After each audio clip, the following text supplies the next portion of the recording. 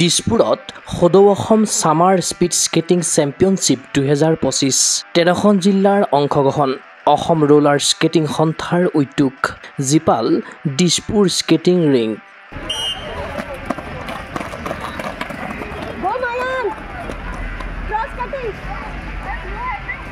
Dispur skating ৰিংকত শনিবাৰে এদিনীয়াকৈ অনুষ্ঠিত হয় সদৌ Assam summer speed skating championship 2025 Assam roller skating সন্থাৰ উদ্যোগত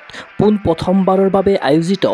এই প্ৰতিযোগিতাত অংশগ্ৰহণ কৰিলে 13খন জিলাই ক্ৰীড়াংগনত সমাৱেশ ঘটিল প্ৰায় 180 গৰাকী খেলুৱৈৰ অসমৰ উপৰি অৰুণাচল প্ৰদেশৰ পৰা অহা প্ৰায় 10 গৰাকী খেলুৱৈয়ে এই প্ৰতিযোগিতাত অংশগ্ৰহণ কৰিলে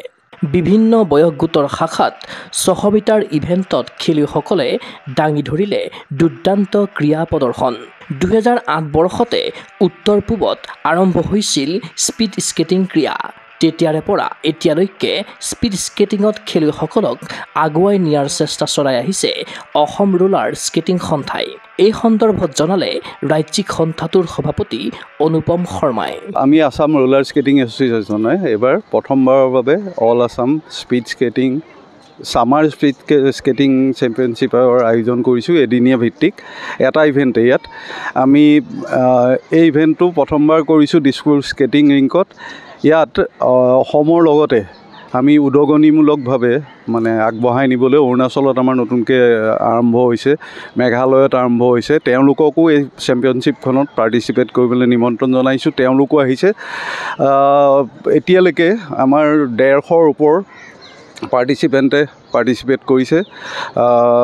বহুত আশাব্যঞ্জক এই প্ৰথম চেম্পিয়নশ্বিপখন আমি এতিয়া অনাগত দিনত চেম্পিয়নশ্বিপ পাতি যাম আৰু অৰুণাচলৰ পৰা 10 জনৰ ওপৰ আহিছে তাৰ উপৰি আমাৰ গোটেই 13খন ডিষ্ট্ৰিক্টৰ পাৰ্টিচিপেট কৰিছে আৰু এতিয়ালৈকে এয়া আমাৰ ক্লজিং চেৰিমনি 3টামান বজাত ক্লজিং চেৰিমনি হ'ব আজিয়ে ইভেণ্টটো শেষ হ'ব লক্ষ্যটো আমি স্পীড স্কেটিঙক আগবঢ়াই নিয়া আমি 2008 চনৰ পৰা স্পীড স্কেটিং আমি নৰ্থ ইষ্টত আৰম্ভ কৰিছিলোঁ আৰু অলপ উদগনি দি আমাৰ খেলুৱৈসকলক উদগনি দি আগবঢ়াই নিয়াই আমাৰ উদ্দেশ্য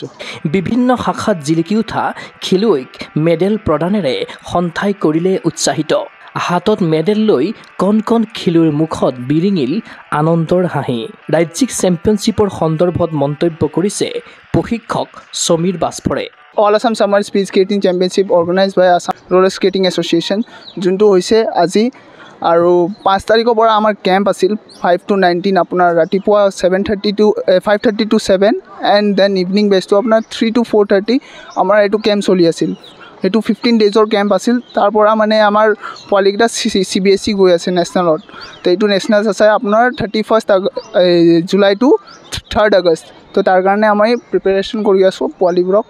আৰু পোৱালিবোৰ আগবাঢ়ি যাওক নেশ্যনেলত চিলেক্ট হৈছে নেশ্যনেলত মেডেলখিনি আনক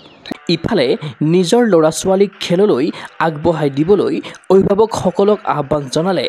অসম ৰোলাৰ স্কেটিং সন্থাৰ সভাপতিগৰাকীয়ে লগতে প্ৰতিযোগিতাত অংশ লোৱা খেলুৱৈসকলক তেওঁ জনালে শুভকামনা